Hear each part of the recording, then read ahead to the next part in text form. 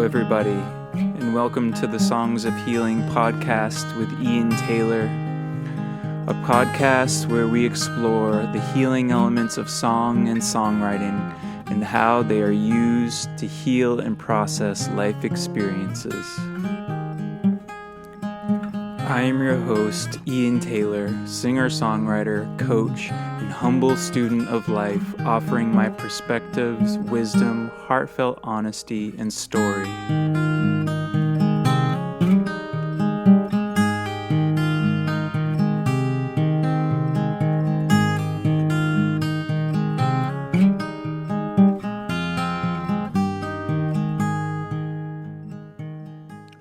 All right, so we are still dwelling in 2011 in this episode. The song that I am going to be focusing on is a song that I wrote when I was deep into electronic, electroacoustic, synth, kind of folk rock pop, I guess you could say. This song, it's called Sing. And I wrote it in my girlfriend at her apartment at the time. And I remember when I wrote this song, I was actually sick, coming over a sickness, and I was going through a bout of depression.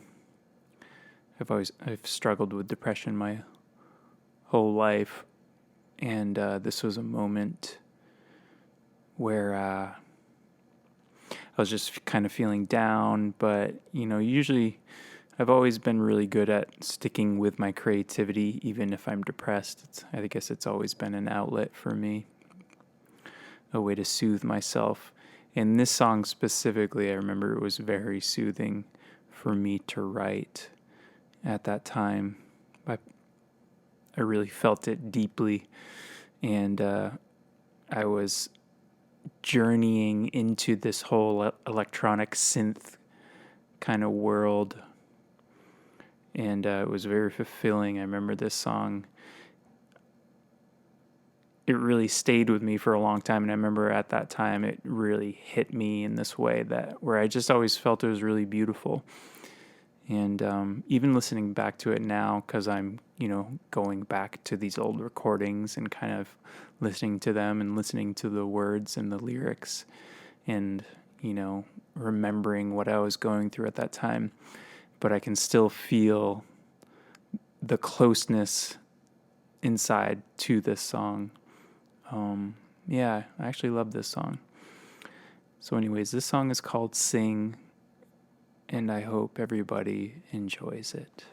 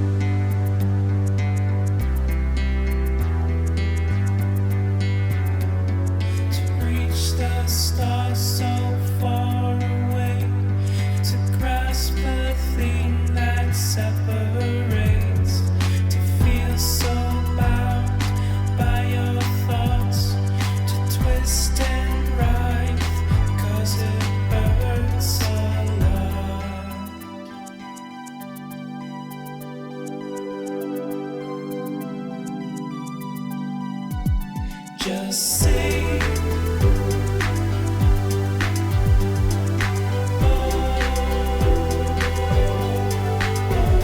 Just sing.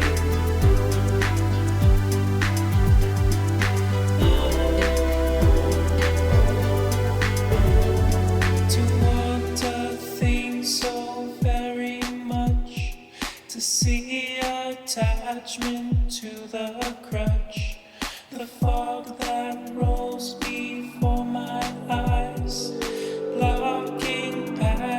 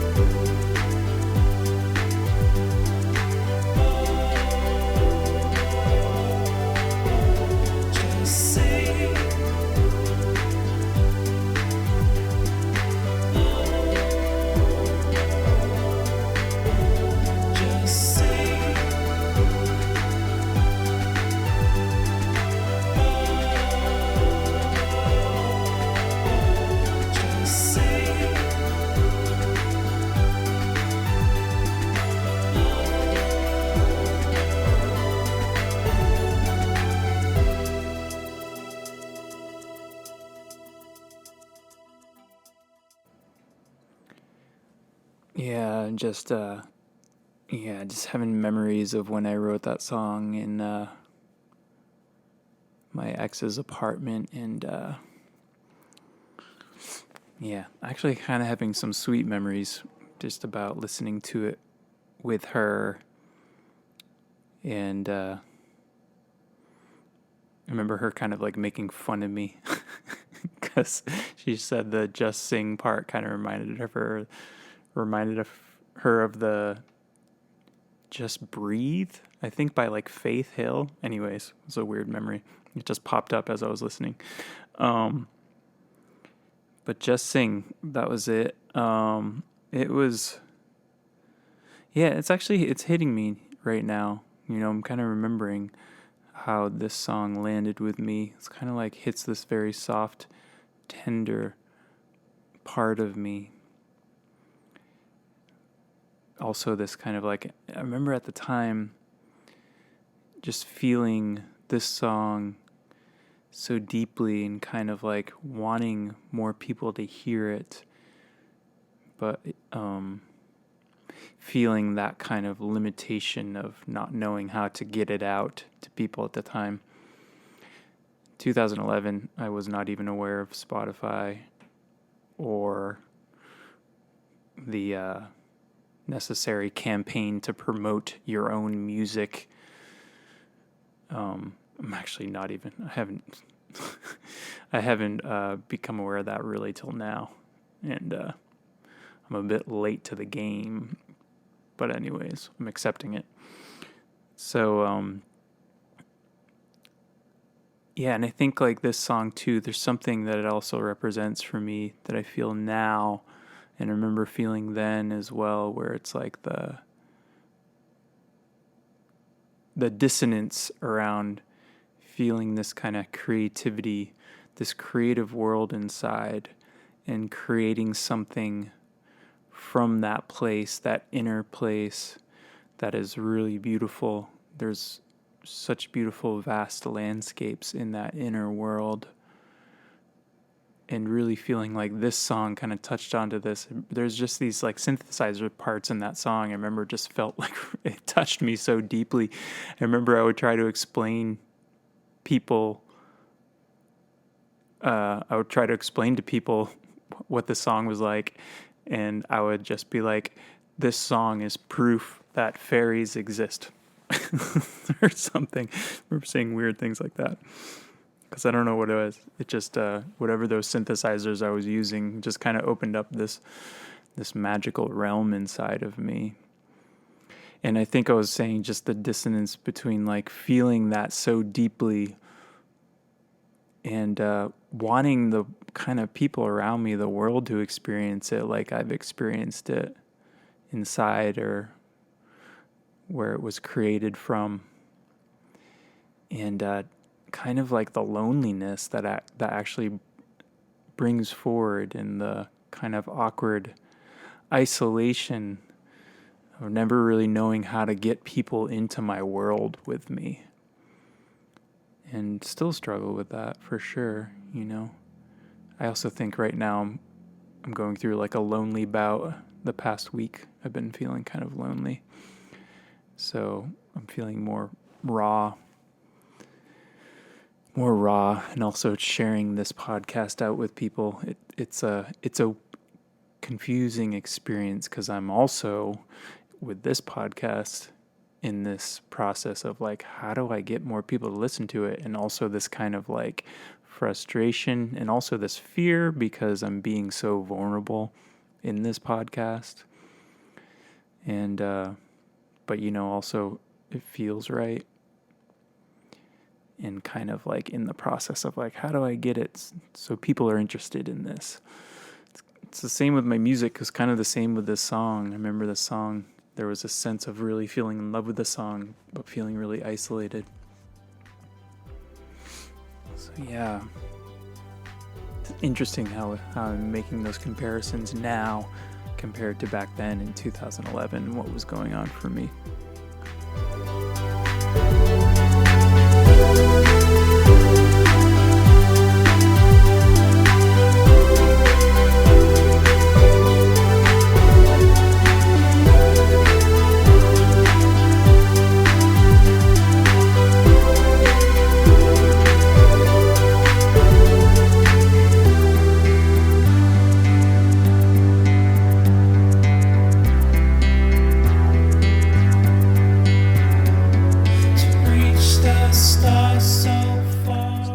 reach the stars so far away, to grasp the thing that separates, to feel so bound by your thoughts, to twist and writhe, 'cause it hurts a lot. Just sing. So, back then, the way I would write lyrics was so off the top of my head and so stream of consciousness. I didn't really spend as much time on lyrics as I do now as a songwriter. So a lot of these lyrics in this song, and also the last episode song, Frail Eyes, it was kind of really off the top of the head, subconscious stuff coming forward. Just letting it flow out of me. And I remember this song, it really flowed out of me. And to reach the stars so far away, to grasp the thing that separates, to feel so bound by your thoughts, to twist and writhe, 'cause it hurts a lot. It is about, like I was saying, it's about feeling that gap, that separation of wanting the thing, wanting the life, wanting the dream, to live in it, to be in it, to attain it, and it feeling so far away. And how that hurts, how I've always carried this sense of separation from the things that I really want in my life. And I'm aware of this. This is where a lot of my healing, my own healing, lies in the feeling of feeling so left out my whole life, the feeling of the things that I really want feeling like impossible and unattainable. It comes up in my relationships with women, comes up in dreams and the manifestation of some dream or some dream career as a musician, as a singer-songwriter. And at that time, I was really kind of in this place. I remember I was in a band at that time, but this EP I put out on my own just because I was just kind of feeling that the creative flow by myself at that time. And I remember in the band experiencing this frustration too of like, how do we get out there more? How do we do this? Why does it feel so hard, so challenging? And, and it was more at the time, it was just a reflection of my own psychology and my own impatience with all of my youthful energy and my I want it now energy. And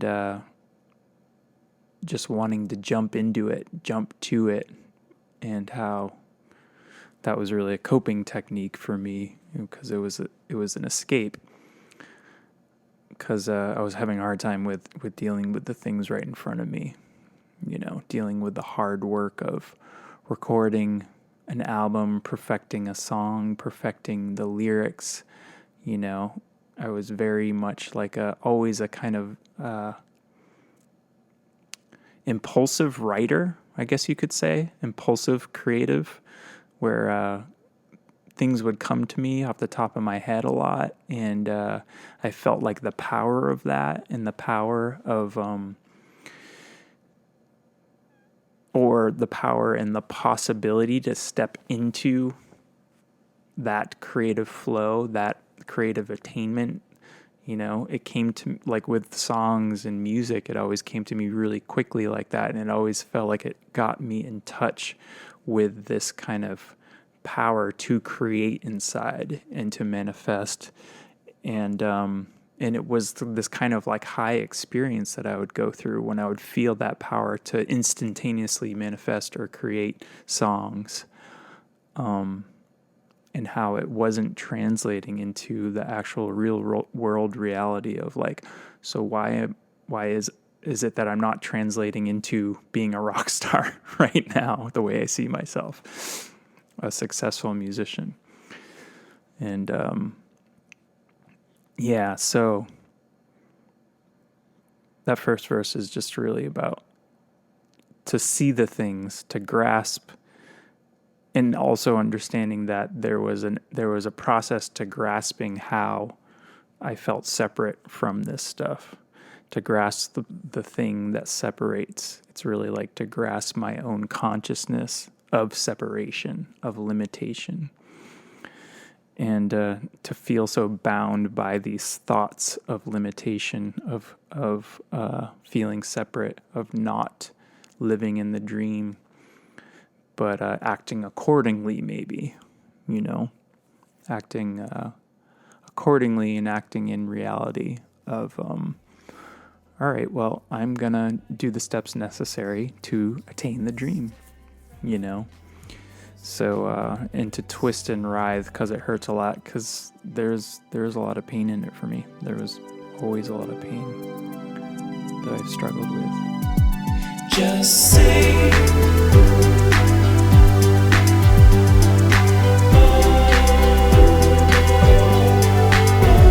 just say,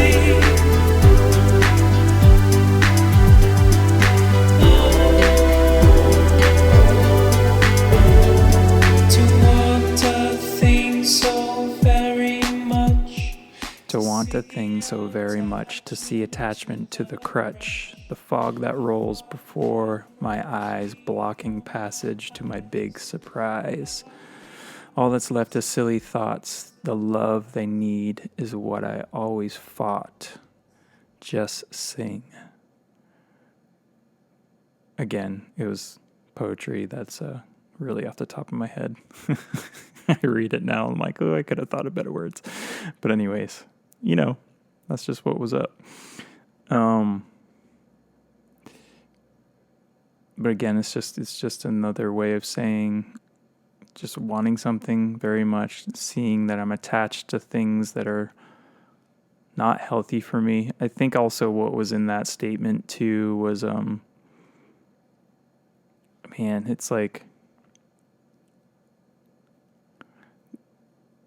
at the time I remember with my ex kind of seeing that there was an attachment I had to the relationship, and also an awareness that I needed to move into myself in a way that didn't involve this person. And that was really scary for me at the time, yet I had these inner inclinations that this was a necessary and inevitable process that I was heading for. When I wrote this song, I wasn't really ready to fully accept that. And, it's kind of selling that relationship short just to say that it was a crutch. It was actually a really beautiful relationship. We grew up together. We were deeply in love. The attachment, the crutch of it was love. It was that we actually really loved each other, and we really loved spending time together. But it was just that we were growing in different ways, growing in different pathways. And at that time, I had gone through so much heartache around women. I had found some confidence at that time in who I was. And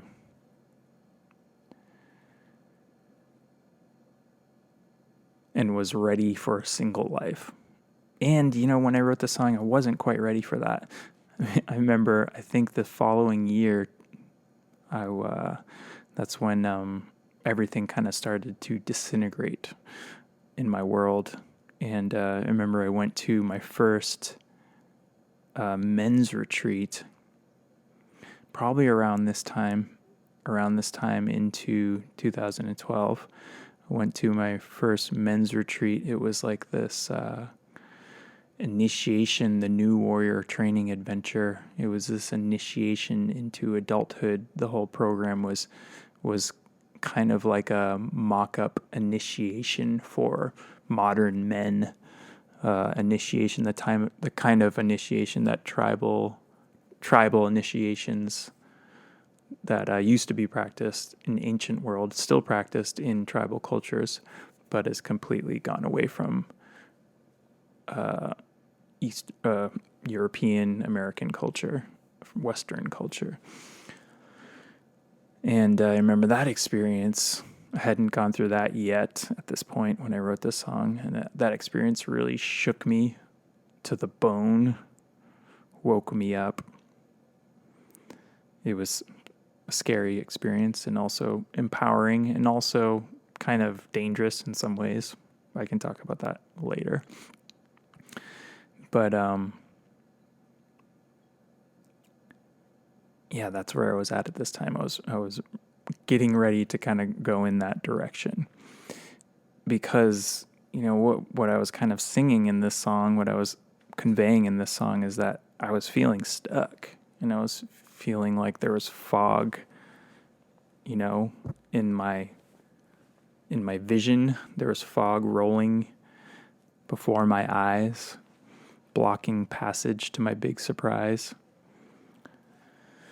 And all that's left is silly thoughts. The love they need is what I always fought.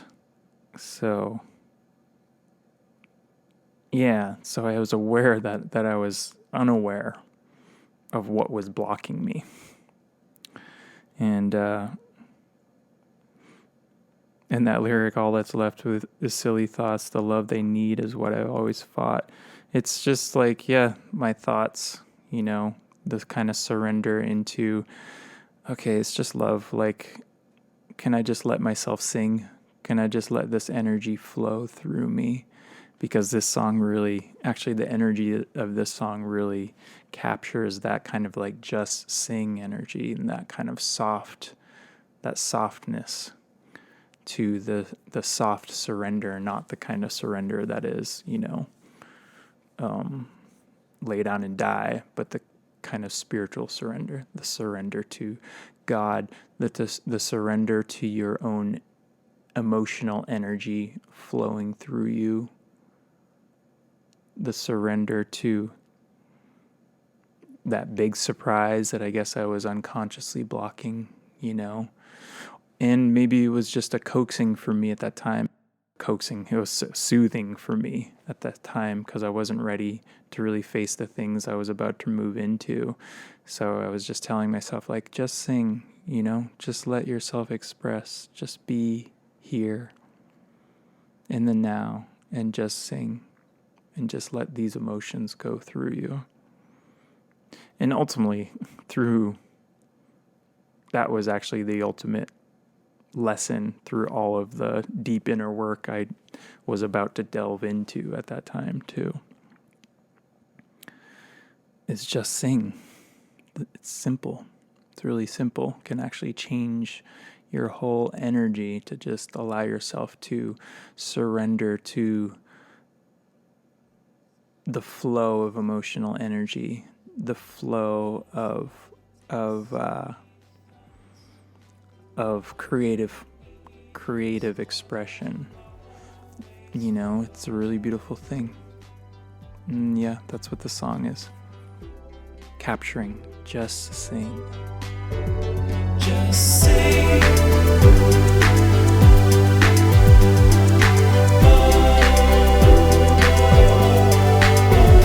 Just sing.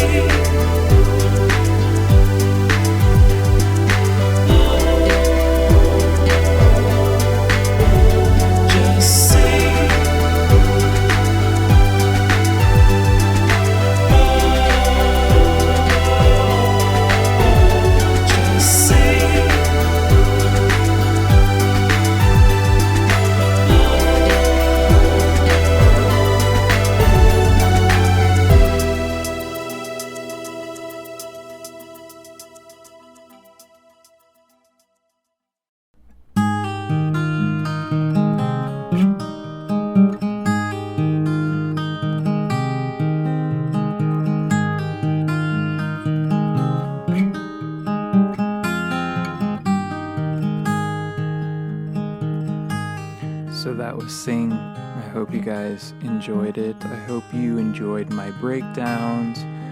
I hope you enjoyed my reflections. And I hope you are enjoying this podcast.